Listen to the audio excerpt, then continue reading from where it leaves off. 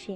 কারোর চোখ এতটাও সুন্দর হয়, ইলাপের চোখে চোখ না পড়লে আয়াত হয়তো কখনোই উপলব্ধি করতে পারতো না। চোখেও যে নেশা হয়, চোখেও যে এক সমুদ্র পরিমাণ অব্যক্ত কথা নিমেষেই ব্যক্ত করতে পারে, তা জানা ছিল না আয়াতের। আয়াত আলতো হাতে স্পর্শ করে ইলাফের চোখের পাতা। আবেশে চোখ বুজে নাই ইলাফ। আপনার চোখ দুটো এত সুন্দর কেন ইলাফ? কেননা এই চোখ দিয়ে পৃথিবীর সবচেয়ে সুন্দর নারীর চেহারা অবলোকন করার সাধ্য হয়েছিল আমার, আর এখনো হচ্ছে। হেসে দেয় আয়াত। সব কিছুতেই তাকে জড়াতেই হবে। আচ্ছা, ছোটবেলায়ও কি আমি আপনাকে এমন ভাবে বলতাম? না, তাহলে? তখন তুমি আমাকে নীল চোখের বিড়াল বলে ডাকতে, সেই সাথে মিল রেখে আমার একটা নামও রেখেছিলে, হান্টার। মানে শিকারী? হুম। হেসে দেয় আয়াত। নিজের কোমল হাতের দ্বারা ইলাফের দুগাল টেনে দিয়ে বলে ওঠে। সত্যি তো আপনি রিয়েল লাইফ হান্টারম্যান। এরপর ইলাফকে ছেড়ে দিয়ে সরে আসে আয়াত। এগিয়ে গিয়ে কাবার থেকে একটা লং টি শার্ট আর পায়জামা নিয়ে নেয়। কোথায় যাচ্ছ? ফ্রেশ হব ইলাফ, অনেকক্ষণ হলো শাড়িটা পরেছি, আনকমফোর্টেবল লাগছে অনেক। ইলাফ এগিয়ে এসে আয়াতের কোমর জড়িয়ে ধরে চুম্বন করে আয়াতের গ্রীবা দেশে। আয়াতের গলায় মুখ রেখে বলে ওঠে। চেঞ্জ করার প্রয়োজন নেই, এভাবেই সুন্দর লাগছে ভীষণ। ঠিক আছে, এখন সরুন, আপনার থেকে আমার আরো অনেক কিছু জানার আছে। কি জানতে চাও বলো? আয়াত ইলাফের হাত ধরে টেনে নিয়ে সোফায় বসিয়ে দেয়। এরপর নিজে বসে পড়ে ইলাফের কোলে। আয়াত বসতেই ইলাফ সোফায় হেলান দিয়ে এক হাতে আয়াতের কোমর জড়িয়ে ধরে। এবার বলুন, আপনি আর আকাশ একই ব্যক্তি হলেন কি করে? তোমার এখনো অনেক সত্য অজানা জান। আগে তোমাকে সেই সত্যগুলো জানতে হবে। যখন তুমি সেই সত্যগুলো জানবে, এরপরই আমি তোমাকে বলবো। তাহলে জানান আমাকে সেই সত্য। সেগুলো অনেক কিছু, আমি নিজেই জানি না জান। তাহলে কে জানে? কিয়ৎকাল চুপ করে থাকে ইলাফ। এরপর যেন ক্ষীণস্বরে বলে ওঠে। মিসেস খান। আন্টি? চমকে যায় আয়াত। কি এমন সত্যি জানে মাহফুজা যেটা অন্য কেউ জানে না, এমনকি ইলাফও না? আন্টি এসবের মধ্যে কিভাবে এলো? কেননা আমাদের জীবনের সকল সমস্যার কারণেই হলেন উনি। এমনকি তোমাকে ভুল বোঝানো থেকে শুরু করে আমাকে মেরে ফেলা, তোমার ক্ষতি করা, সব কিছুর মূল হলেন উনি। কি বলছেন আপনি ইলাফ? আয়াতের যেন মুখ থেকে রক্ত সরে গেল। সে পুরোপুরি স্থবির হয়ে পড়ে। তোমার মা বাবাকে উনি মেরেছে আয়াজান, আর এহসান যার সাথে কথা বলেছে সে আর কেউ না, মিসেস খান। আয়াত আশ্চর্য হয়ে তাকিয়ে রইল ইলাফের দিকে। কিছুই বুঝতে পারছে না সে আসলে হচ্ছেটা কি। তার মা আর মাহফুজা তো বন্ধু ছিল, তাহলে আর কত সত্যের মুখোমুখি হবে সে? কিন্তু আমার মা বাবাকে মেরে ওনার কি লাভ? ইলাফ? সেটা না হয় ওনার মুখ থেকেই শুনবে। কিন্তু আর কোনো কিন্তু না, আমি চাই সব সত্যি তুমি ওনার মুখ থেকেই শোনো। উনিই বলতে পারবেন আসলে কি হয়েছে আর কেন এসব করছেন। আমি হুশ। আয়নের ঠোঁটে নিজের তর্জনী ঠেকায় ইলাফ। আর কোনো কথা না আয়াজান। আয় তো বাচ্চাদের মতো গুটিসুটি মেরে বসে থাকে ইলাফের কোলে। কিছুক্ষণ নীরবতা বিরাজ করে দুজনের মাঝে। আয়াজান, ক্ষীণস্বরে উচ্চারণ করে ইলাফ। হুম। একটু আদর করি তোমাকে। ইলাফের এমন বাচ্চামো আবদার শুনে ভীষণ লজ্জা পায় আয়াত। তখনই দুষ্টু বুদ্ধি মাথায় খেলে যায় তার। ইলাফকে একটু জ্বালানো যাক ভেবে আয়াত আস্তে করে উচ্চারণ করে। না। ক্ষণিকে এই মুখটা ফ্যাকাশে হয়ে যায় ইলাফের। এতক্ষণ জ্বালিয়ে রাখা আশার বাতি টুপ করে নিভে গিয়েছে যেন। প্লিজ আয়াজান, একটু। করুণ স্বরে বলে ইলাফ। এবার গলায় কিছুটা জোর দিয়ে বলে ওঠে আয়াত। বললাম তো না। আর আমার এখন ঘুম আসছে, আমি অনেক ক্লান্ত। বলে ইলাফের কোল থেকে উঠে পড়ে সে। এক দীর্ঘশ্বাস নির্গত হয় ইলাফের অভ্যন্তর থেকে। আজ যে তার সাথে মজা নিচ্ছে এটা সে ভালোভাবেই বুঝতে পারছে। ইলাফ মনে মনে আওড়ায়। ঠিক আছে আয়াজান, আমিও দেখছি তুমি কি করে থাকো। যতক্ষণ না তুমি নিজ থেকে আমাকে স্পর্শ করবে ততক্ষণ আমিও তোমাকে স্পর্শ করব না। আমাকে জানানো, দেখাচ্ছি মজা। সোজা উঠে দাঁড়ায় ইলাফ। চোখে মুখে গম্ভীরতা ফুটিয়ে আয়াতের উদ্দেশ্যে বলে ওঠে। ঠিক আছে আয়াজান, তুমি ফ্রেশ হয়ে শুয়ে পড়ো, আমার একটু কাজ আছে। বলে রুম থেকে হনহনি বেরিয়ে যায়। আয়াত আহমুকে নাই তাকিয়ে আছে ইলাফের যাওয়ার পানে। যাক বাবা, এটা কি হলো? এখন বাজে রাত 12টা। দেওয়ালে ঝোলানো ঘড়ি টিকটিক করে সেটাই জানান দিচ্ছে। ইলাপ যাওয়ার পরপরই ফ্রেশ হয়ে নিয়েছে আয়াত। তবে ইলাপ সে যে বেরিয়েছে এখনও আর আসেনি। এতদিন পরে তাদের দেখা, আর ইলাপ কিনা তার থেকে দূরে দূরে থাকছে। এক রুমের ভিতর পায়চারি করছে আর এই সবই ভাবছে। তখনকার মজাটা কি বেশি বাড়াবাড়ি হয়ে গিয়েছিল? ইলাপ কি খুব বেশি কষ্ট পেয়েছে? এতদিন পর তাদের দেখা। ইলাপকে এইভাবে বাধা দেওয়া মোটেও উচিত হয়নি। আয়তের নিজেরই এখন কান্না পাচ্ছে। তখন এভাবে না বলেও পারতো, কিন্তু সে তো মজা করে বলেছিল। ইলাপ কি সামান্য মজাও বুঝে না? অভিমান জমতে থাকে আয়াতের ছোট্ট হৃদয়ে। ইলাপ আসলো আর কোনো কথা বলবে না সে ভেবেই গুটিসুটি মেরে খাটে গিয়ে শুয়ে পড়ে। বিছানার এপাশ ওপাশ করতে করতে কেটে যায় আরও আধা ঘন্টা। তখনই দরজার পাশে ইলাপের হেঁটে আসার আওয়াজ শুনতেই ঘুমে অভিনয় শুরু করে শুয়ে থাকে আয়াত। নিঃশব্দে রুমে প্রবেশ করে ইলাপ। আয়াতের চেহারায় নজর পড়তেই মুচকি হাসে সে। আয়াত যে ঘুমায়নি তা সে খুবই ভালোভাবে জানে। হাসি দমিয়ে গম্ভীর চেহারা নিয়ে নিজের দিকে একবার তাকায়। শরীরের বিভিন্ন জায়গায় রক্তের ছিটে ফোঁটা লেগে রয়েছে। ফ্রেশ হওয়া জরুরি তার, তাই আর সময় নষ্ট না করে ফ্রেশ হতে চলে যায় সে। আয়াত লুকিয়ে ইলাপের সকল গতিবিধি লক্ষ্য করছে। সে কখন ফ্রেশ হতে ঢুকেছে, এখনো বের হওয়ার নাম নেই ইলাপের। এবার কিছুটা বিরক্ত হচ্ছে আয়াত। এত ঢং করা কি আছে বুঝে না আয়াত। ইলাপের চলন এখন ঠিক প্রথমের মতোই। যখন সে আয়াতকে মোটেও পাত্তা দিত না, এটা ভেবে এর আগে ফুঁসতে থাকে আয়াত। তাকে ইগনোর করছে ইলাপ, এটা মোটেও মেনে নিতে পারছে না সে। এক লম্বা শাও নিয়ে বেরিয়ে আসে ইলাপ। পরনে তার শুধুমাত্র একটা ট্রাউজার, বাকি কোমর পর্যন্ত সম্পূর্ণ উন্মুক্ত। চুল চুয়ে চুয়ে পানি গড়িয়ে পড়ছে তার উন্মুক্ত বুকে পিঠে। ইলাপের এই অবস্থায় দেখে কয়েকটা শুকনো ঢোক গিলে আয়াত। তাকে দেখতে এখন অত্যন্ত মনোমুগ্ধকর লাগছে, যা সহসাই আয়াতকে টানছে। নিজেকে দমিয়ে রাখা কষ্টকর হয়ে পড়ছে। আশ্চর্য, পুরুষ মানুষের এত সুন্দর হতে হবে কেন বুঝে পায় না আয়াত। বীজের চুল নিয়ে আয়নার সামনে গিয়ে দাঁড়ায় ইলাফ। এরপর ইচ্ছে করেই নিজের হাতের দ্বারা লম্বা চুলগুলো ঝাড়তে থাকে। চুল থেকে গড়িয়ে পড়া পানির ফোঁটা ছিটকে পড়ছে আয়াতের মুখে। চোখ মুখ কুচকে ফেলে আয়াত, মনে মনে বলে ওঠে, বজ্জাত বেটা শান্তিতে অভিনয়টাও করতে দেবে না মনে হচ্ছে। আয়াতের এমন করুণ অবস্থা দেখে মিটিমিটি হাসে ইলাফ। এরপর নিঃশব্দে গিয়ে আয়াতের পাশে উল্টো ঘুরে শুয়ে পড়ে। তাদের মাঝে এতটাই দূরত্ব যে বিনা সংকোচে আরেকটা মানুষ তাদের মাঝখানে ঘুমোতে পারবে। প্রায় 10 মিনিট নীরবতা বিরাজ করে। আয়াতের আর সহ্য হচ্ছে না। এবার পেছন ঘুরে আয়াত নিজের তর্জনী দ্বার ইলাপের বাহুতে গুঁতো দিতে থাকে। কোনো সারা শব্দ নেই ইলাফের। আয়াত আবারও একই কাজ করে। আবারও কোনো সারা শব্দ নেই। আয়াতের রাগ এবার সপ্তম আকাশে। মাথার মস্তক রাগে তার ছিটকে বেরিয়ে আসতে চাইছে। এত তাড়াতাড়ি ঘুমিয়ে পড়েছে ইলাপ, এটা তো অসম্ভব ব্যাপার।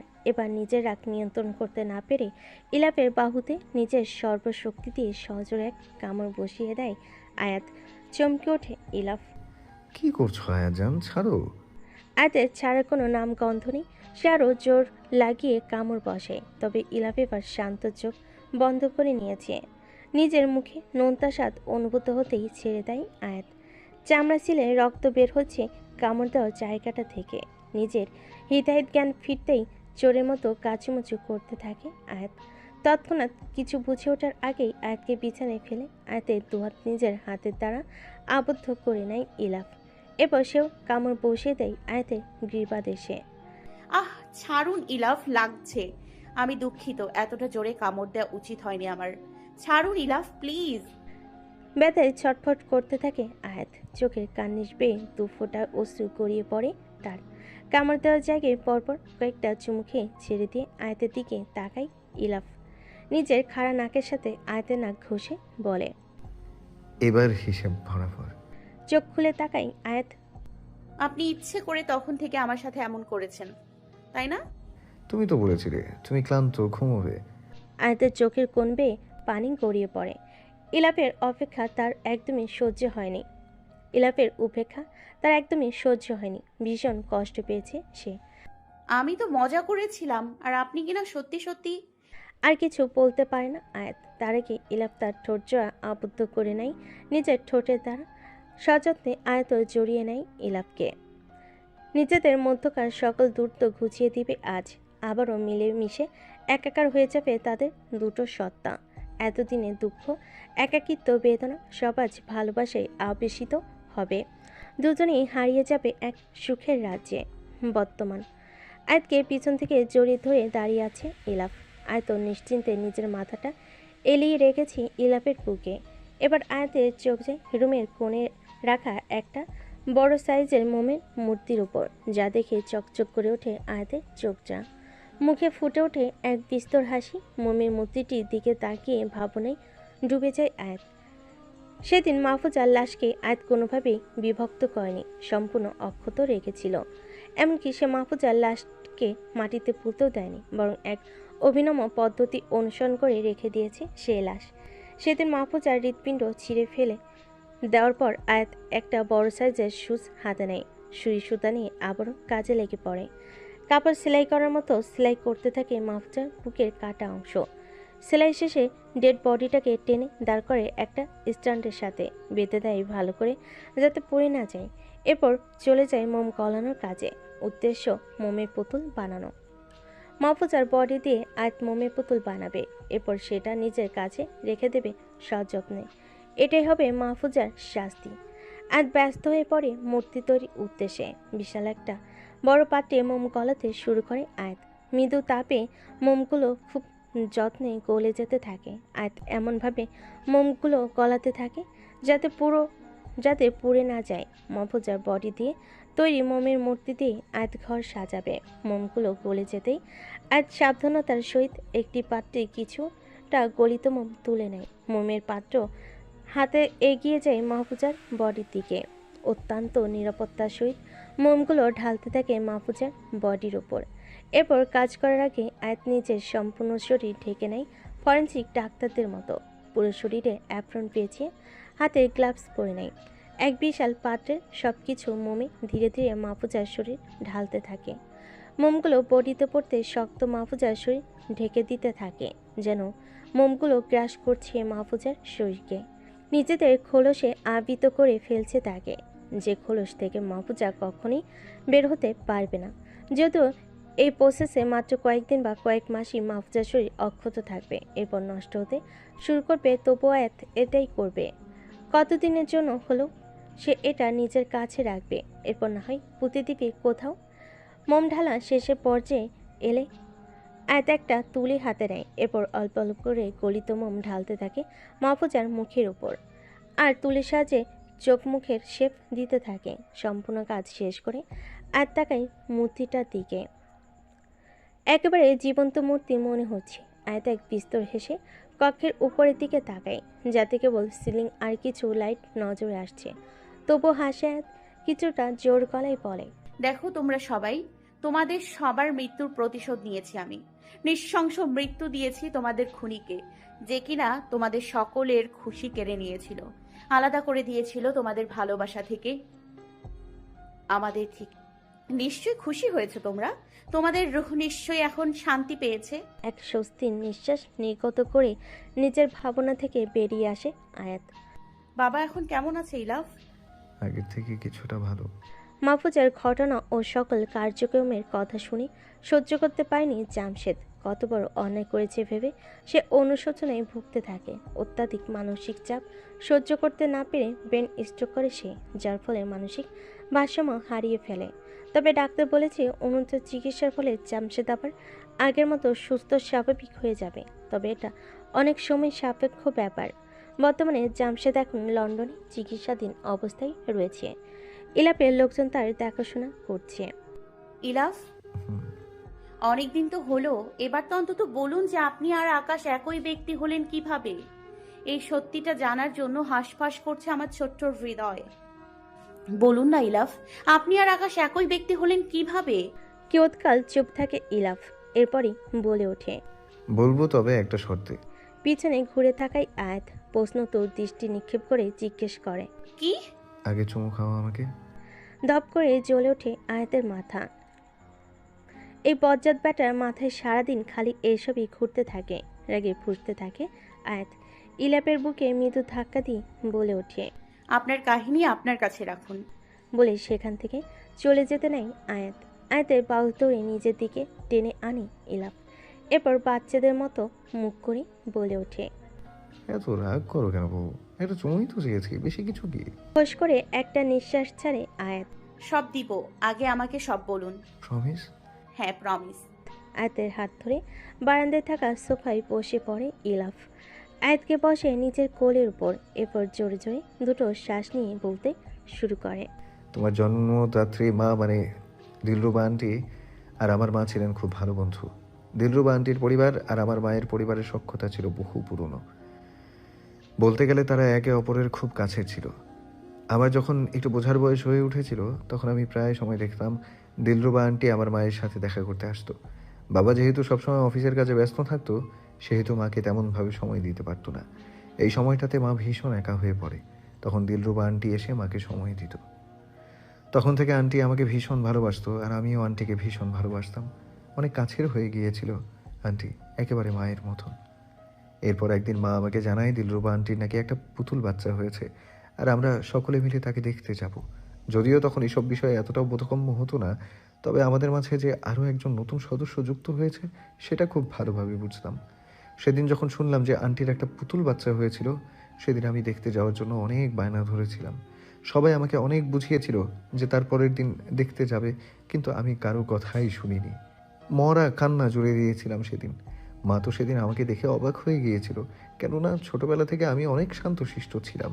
যেটা পছন্দ সেটা নিজের কাছে রেখে দিতাম, তবে কোনো কিছু নিয়ে অতিরিক্ত বায়না করতাম না। আমি নাকি সেদিনই সবচেয়ে বেশি কান্না করেছিলাম শুধুমাত্র পুতুল বাচ্চা দেখার জন্য। কোনোভাবে কেউ আমার কান্না থামাতে পারেনি। নিরুপায় হয়ে পড়ে আমাকে সেদিন হসপিটালে নিয়ে গিয়েছিল। ডক্টর যখন পুতুল বাচ্চাকে এনে মায়ের কোলে দিয়েছিল তখন পুতুলটা অনেক কান্না করছিল। ধপধপে সাদা জীবন্ত পুতুলটা কান্না করতে করতে একেবারে লাল টুকটুকে হয়ে গিয়েছিল।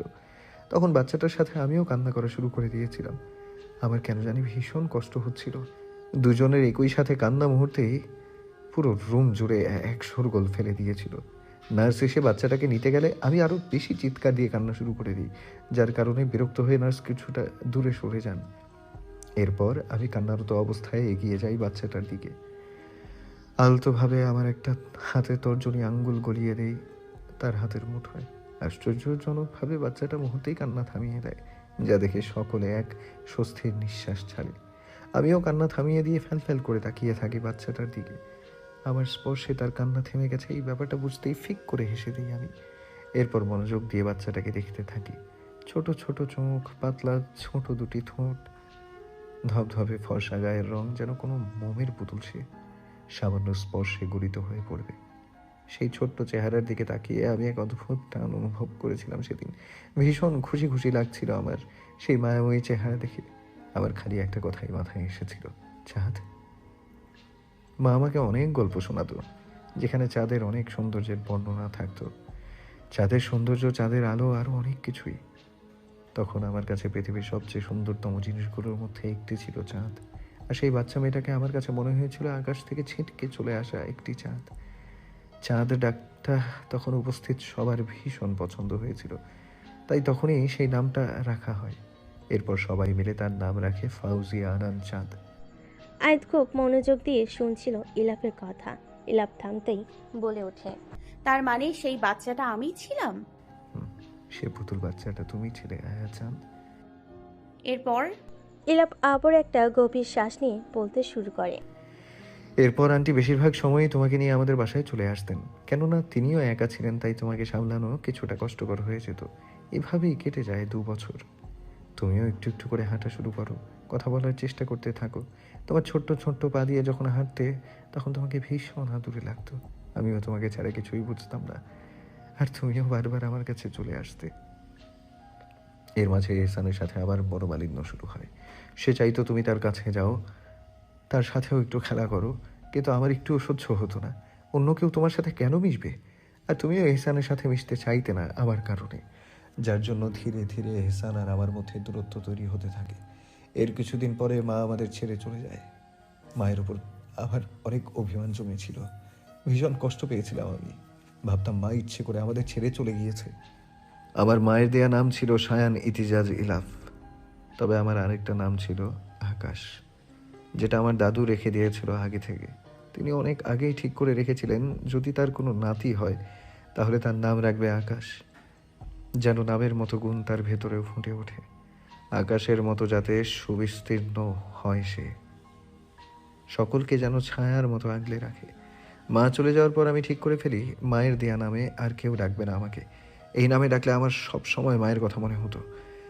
আমি সবসময় মাকে ঘৃণা করতে চাইতাম, নিজের মনের বিরুদ্ধে গিয়ে মায়ের সকল স্মৃতি ভুলতে চাইতাম, কিন্তু আসলে তা পারতাম না। মায়ের কথা যাতে মনে করতে না হয়, তাই আমি ঠিক করি মায়ের দেয়া নাম বাদ দিয়ে যাতে সবাই আমাকে আকাশ বলে ডাকে। সবাই তাই করে। ধীরে ধীরে সকলে আমাকে আকাশ বলে ডাকতে থাকে। এভাবে দিন যেতে থাকে, তুমিও বড় হতে থাকো। বাবা যখন মিসেস খানকে বিয়ে করেন, এরপরে দিলরুবা আন্টি আমাকে পার্মানেন্টভাবে তার কাছে নিয়ে যেতে চান, কেননা আমি কিছুতেই খান বাড়িতে থাকতে পারছিলাম না। পরে আমার কথা ভেবে বাবা রাজি হন, তবে পুরোপুরি থাকতে দিত না। দিনের বেশিরভাগ সময় আমি তোমাদের সাথে থাকতাম, আর সন্ধ্যা হয়ে এলে বাসায় ফিরে যেতাম। আমি চাইতাম রোশনিও যাতে আমাদের সাথে থাকুক, তবে রোশনি তেমন আসতে চাইতো না, কেননা সে মিসেস খানকে নিজের আপন মা ভাবত। তাই আমিও আর জোর করতাম না, শুধু ভাবতাম সে খুশি থাকলেই হবে। থেমে যায় ইলাফ। গলায় কথাগুলো তলা পাকিয়ে যাচ্ছে তার। রোশনির কথা আজ ভীষণ মনে পড়ছে। তার সেই ছোট্ট বোনটি আর বেঁচে নেই। কারোর হিংসা, লোভ, লালসার শিকার হয়ে পাড়ি জমিয়েছে না ফেরার দেশে। ইলাপকে কাঁদতে দেখে বিচলিত হয়ে পড়ে আয়াত। শক্তপোক্ত মানুষটার ভিতর যে কতটা কষ্ট লুকিয়ে রেখেছে সে কখনোই বুঝতে দেয় না কাউকে। ইলাপের দুগালে হাত রেখে নিজের দিকে ফিরাই আয়াত। বিদ্যা আঙ্গুলের দ্বারা মুছে দেয় ইলাপের চোখের পানি। এরপর গভীর চুমু এঁকে দেয় ইলাপের কপালে, পরপর চোখে, নাকে, গালে। কষ্ট পাবেন না ইলাফ, প্লিজ। আপনাকে কষ্ট পেতে দেখলে আমারও যে ভীষণ কষ্ট হয়। ইলাপ সযত্নে মাথা এলিয়ে দেয় আয়াতের বুকে। আয়াত সন্তপূর্ণে জড়িয়ে ধরে ইলাপকে, পিঠের উপর নিয়ে ছাদ বুলিয়ে সান্ত্বনা দেওয়ার চেষ্টা করে। কিছুক্ষণ এভাবে বসে থাকে দুজনে। ইলাপ কিছুটা স্বাভাবিক হলে আয়াত আবার জিজ্ঞেস করে, এরপর কি হয়েছিল? মাথা তুলে তাকায় ইলাপ। এরপর আবারও ধীরে ধীরে সব ঠিক হতে থাকে, তবে আমি কিছুতেই মাকে ভুলতে পারতাম না। মাকে ভুলে থাকার জন্য আমার তোমাকে প্রয়োজন হতো। কেবলমাত্র তুমি আমাকে সকল কষ্ট ভুলিয়ে দিতে, সকল দুঃখ একাকিত্ব ঘুচিয়ে দিতে। আমি তোমার মাঝে এক অন্যরকম শান্তি অনুভব করতাম। বড় হতে হতে বুঝতে পারি তুমি যে ধীরে ধীরে আমার আসক্তিতে পরিণত হয়ে যাচ্ছ। তোমাকে ছাড়া আমি কখনো নিজের অস্তিত্ব কল্পনা করতে পারতাম না। আমার খালি মনে হতো তুমি আমার পাশে থাকলেই কেবলমাত্র এই নিষ্ঠুর পৃথিবীতে বেঁচে থাকতে পারবো আমি। তোমাকে ছাড়া শ্বাস নেওয়াটাও আমার জন্য ভীষণ কষ্টের ছিল। তুমিও ধীরে ধীরে বড় হতে লাগলে, তোমারও কেবল একটি চাওয়া ছিল, আমার সাথে থাকা। আমি ঠিকই আবার অনুভূতি বুঝতে পারতাম। আমি যে তোমাকে ভালোবেসে ফেলেছি সেটাও বুঝতে পারতাম, তবে তুমি তোমার অনুভূতি অনুধাবন করার বয়সে ছিলে না। আমি তোমার ভালো বন্ধু আর অভ্যেসে পরিণত হয়ে গিয়েছিলাম। তুমি সবসময় আমাকে আকাশ বলে ডাকতে। আমার যে আরও একটা নাম ছিল সেটা তুমি জানতে না। তোমার নাকি আকাশ নামটা ভীষণ প্রিয় ছিল, কারণ এই নামটা তোমার নামের সাথে মিলে যেত। তুমি সবসময় বলতে চাঁদ তো কেবলমাত্র আকাশের, আকাশ ব্যতীত চাঁদের অবস্থান সম্পূর্ণ কাল্পনিক। তোমার যখন 9 বছর বয়স তখন তুমি খুব জেদ ধরো আমাকে বিয়ে করার। তোমাকে কোনোভাবে কোনো কিছু বোঝানো যাচ্ছিল না। তোমাকে আমি অনেকবার বুঝিয়েছিলাম যে আমরা যখন বড় হব তখন বিয়ে করব, কিন্তু তুমি বারবার একটা কথাই বলতে, আমি নাকি তোমার থেকে হারিয়ে যাব, বড় হয়ে নাকি অন্য কাউকে বিয়ে করে নেব। পরে তোমার জেদের কাছে সকলকে হার মানতে হয়। মা আর দিলরুবা আন্টি আগে থেকে আমাদের দুজনের বিয়ে ঠিক করে রেখেছিল। আমরা বড় হলে আমাদের এমনিতেই বিয়ে হতো, তাই তোমাকে শান্ত করানোর জন্য সত্যি সত্যি আমাদের বিয়ের আয়োজন করানো হয়। বিয়েতে শুধুমাত্র তোমার পরিবার আর আমার পরিবার উপস্থিত ছিল, তবে বাবা সেদিন উপস্থিত থাকেননি। তার নাকি কোনো একটা ইম্পর্ট্যান্ট মিটিং ছিল যেটা কোনোভাবে বাদ দেওয়া যাবে না, তাই বাবা সেদিন উপস্থিত না থেকে মিটিংয়ে চলে গিয়েছিল। সেদিন আমার বাবার উপরে আরও বেশি ক্ষোভ আর অভিমানের জন্ম নেয়। আমার মনে হতো বাবা কখনোই আমাকে ভালোবাসেননি, তাই ধীরে ধীরে আমি পুরোপুরিভাবে বাবার থেকে আলাদা হয়ে যাই। প্রয়োজন হলেও কখনো কথা বলতাম না, একেবারে ইগনোর করতাম। সেদিন যখন আমাদের বিয়ে হয়েছিল তখন তুমি অনেক খুশি হয়েছিলে, আমিও ভীষণ খুশি হয়েছিলাম। সেদিন তুমি আমার দলিল করা সম্পদ হয়ে গিয়েছিলে। অন্য কারো তোমার দিকে চোখ তুলে তাকানোর সাহসও ছিল না। সেদিন সবাই খুশি হলেও খুশি হননি শুধু একজন, আর সে হলো মিসেস খান। কিন্তু তবুও তিনি সকলের সাথে অভিনয় করে গেছেন। ভালোই কাটছিল আমাদের দিন, সুখেই ছিলাম আমরা। তবে সেই সুখ আর বেশি দিন টেকেনি আমাদের কপালে। দিলরুবা আন্টি তোমাকে নিয়ে বাইরে চলে যায়, আর সেখানে তোমাদের গাড়িটা মারাত্মকভাবে বিস্ফোরিত হয়। খবরটা শোনার পর আমি যেন নিজের কানকেই বিশ্বাস করতে পারছিলাম না। যখন সবাই বলছিল যে তোমরা দুজনেই আর বেঁচে নেই, সেদিন যেন আমার পায়ের নিচ থেকে জমিন সরে গিয়েছিল। কেউ যেন সেখানে জীবন্ত আমার হৃৎপিণ্ডটা ছিঁড়ে নিয়েছিল। মনে হচ্ছিল আমার দেহ থেকে প্রাণ পাখিটা উড়ে গিয়েছে। নিজেকে একদম শূন্য অনুভূত হলো সেদিন। কিছুতেই নিজেকে সামলাতে পারছিলাম না, যেন বিশ্বাসই করতে পারছিলাম না তুমি আর নেই। ধীরে ধীরে আমি ভীষণ অসুস্থ হয়ে পড়ি, ডিপ্রেশনে ভুগতে থাকি। এরপর আমি সিদ্ধান্ত নিই নিজেকে শেষ করে দেবার, কিন্তু বাবার কারণে পারিনি। পরপর 3বার আমি সুসাইড করার চেষ্টা করি, তবে প্রতিবারই বাবা কোনো না কোনোভাবে বাঁচিয়ে নিয়েছে আমাকে। আমার চিন্তায় বাবা নিজেও অসুস্থ হয়ে পড়েছিল। এরপর বাবা আমাকে একজন সাইকিয়াট্রিস্টের কাছে নিয়ে যান। টানা 9 মাস আমি ওনার তত্ত্বাবধানে ছিলাম। এরপর ধীরে ধীরে কিছুটা সুস্থ হতে থাকি, তবে আগের মতো আর স্বাভাবিক হয়ে উঠতে পারিনি। এরপরে আমি একদম গম্ভীর হয়ে যাই, কারোর সাথে কথা বলতাম না, সবসময় একা একা থাকতাম। আবার নিজেকে কেমন যেন জীবন্ত লাশ মনে হতো। মনে হতো আমি কোনো কাঠের পুতুল, কোনো অনুভূতি নেই আমার মধ্যে। কোনো দুঃখ, কষ্ট, হাসি, আনন্দ কিছুই যেন আমাকে ছুঁতে পারতো না। ধীরে ধীরে নিজেকে একটা খোলসে আবৃত করে নিতে থাকি। নিজের অনুভূতির মাঝে এক শক্ত দেয়াল তুলে দিয়েছি, যেটা চাইলেও আর কেউ কখনো ভাঙতে পারবে না। এরপর নিজেকে প্রতিষ্ঠিত করার চিন্তা ভাবনা করি। নিজের একটা আলাদা জগৎ তৈরি করার কথা ভাবতে থাকি, যেখানে থাকবো কেবল আমি, তুমি আর তোমার আমার স্মৃতি। আমি তোমার জন্য ডায়েরি লিখতাম, তোমার ছবি আঁকতাম, সেই ছবির সামনে দাঁড়িয়ে তোমাকে গান শোনাতাম, আর কত কি। নিজের ক্যারিয়ারের কথা ভেবে আমি পড়াশোনার জন্য লন্ডনে চলে যাই। সেখানে বাবার একজন বন্ধু ছিল। বাবা তাকে আমার দেখাশোনা করার দায়িত্ব দিয়েছিল, কিন্তু আমি তাদের থেকে অনেক দূরে চলে গিয়েছিলাম। আমি একা একা থাকতে বেশি পছন্দ করতাম। আমি চাইতাম না আমাদের মাঝে আর কেউ অন্য আসুক। এর মাঝে দিয়ে কেটে যায় 6 বছর। আবারও পড়াশোনা শেষ হয়। প্রথমে ভেবেছিলাম পড়াশোনা শেষ করে লন্ডনেই থেকে যাবো আজীবনের জন্য, কিন্তু কেন যেন মন সায় দিচ্ছিল না। বারবার দেশে যেতে মন চাইতো, কিছু একটা যেন আমাকে টানতো। দোটানায় পড়ে অবশেষে সিদ্ধান্ত নিলাম দেশে গিয়ে যা করার করব। এরপর দেশে আসার সিদ্ধান্ত নিই আমি। আয়াত ভাবুক দৃষ্টিতে তাকিয়ে আছে ইলাফের দিকে। এরপর আবারও বলে ওঠে, আপনি তো জানতেন আমি মারা গিয়েছিলাম, তাহলে কিভাবে পেলেন আমাকে? আর আপনি চিনলেনই বা কি করে? বলবো না। কেন? আগে আদর করো আমাকে। মুহূর্তেই আয়াতের রাগ তিত্তির করে বেড়ে যায়। কি সুন্দর মনোযোগ দিয়ে শুনছিল সে, একদম মোটটাই বিগড়ে দিয়েছে অসভ্য লোকটা। ইলাফ প্লিজ। আগে আদর করো, তারপর সব। না হলে আর কিছুই বলবো না। একেবারে মুখটাকে ছোট করে ইলাফ আবার বলে ওঠে। একটা আদরই তো চেয়েছি, দাও না আয়াজান প্লিজ। ফিক করে হেসে দেয় আয়াত। সত্যপনে জড়িয়ে নেয় ইলাফকে নিজের বাহুডোরে, গালে কপালে পরপর কয়েকটা চুমু দিয়ে কিছুটা সরে আসে। এবার বলুন। ইলাফ আবারও বলতে শুরু করে। দেশে ফেরার পর আমি বিজনেস শুরু করার চিন্তা করি। তখন বাবা আমাকে অনেক রিকোয়েস্ট করতে থাকে খান ইন্ডাস্ট্রিজে যোগদান করার জন্য, কিন্তু তা আমি পুরোপুরি নাকচ করে দিই। আমি নিজের নতুন বিজনেস শুরু করার প্ল্যান করি। এর মধ্যে আমি একদিন একটা চমৎকার খবর জানতে পারি। তোমার জন্মদাতা পিতা আসিফ শিকদার একজন বড় মাপের ক্রিমিনাল ছিলেন। বিভিন্ন অনৈতিক কাজের সাথে জড়িত ছিলেন তিনি। তারই একটা কেস নিয়ে ইনভেস্টিগেশন চলছিল। সেই সূত্রে বেরিয়ে আসে সেদিনকার বিস্ফোরণে কেবল 2 জন মারা গিয়েছিল, একজন পুরুষ আর একজন মহিলা, অর্থাৎ ড্রাইভার আর আন্টি। আমি যেন সেদিন চাঁদ হাতে পাওয়ার মতো খুশি হয়েছিলাম। আমার মনে আবারও আশা জেগে ওঠে তোমাকে ফিরে পাবার। আমার মনে প্রাণে বিশ্বাস ছিল তুমি বেঁচে আছো, তুমি আমাকে ছেড়ে কোথাও যেতে পারো না। এরপর আমি পুরো দমে তোমাকে খুঁজে পাওয়ার চেষ্টা করতে থাকি, এমনকি পেয়েও যাই। প্রায় 6 মাস খোঁজ খবর নেওয়ার পর অবশেষে তোমার খোঁজ পেয়েছিলাম আমি। সেদিন তোমার খোঁজ পাওয়ার পর আমি ছুটে যাই তোমাকে দেখার জন্য। তবে এর আগে আমি তোমার ব্যাপারে সব জেনে নিই।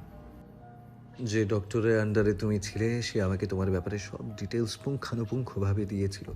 উনি আগে আমাকে বলে দিয়েছেন যে তুমি আমাকে দেখলে চিনবে না, কেননা তোমার আগের কোনো স্মৃতি নেই, এমনকি এই স্মৃতি ফিরে আসার কোনো সম্ভাবনাও নেই।